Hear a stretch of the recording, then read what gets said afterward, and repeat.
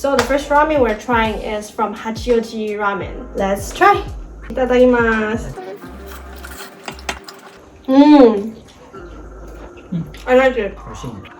I thought it's a little salty. It's soy ramen. Soy ramen. This is like if I go to a restaurant and I say, "Oh, I'd like some ramen," I'd be expecting to get this. No, this is a very decent ramen. This is like at home. I make it myself. It takes like 2 minutes. This is all I need. Yeah.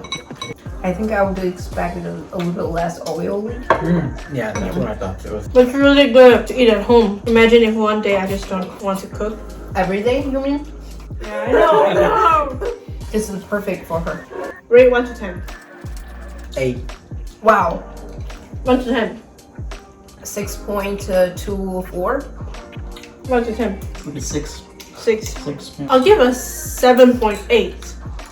I think it was pretty decent for me. I'll be happy with this.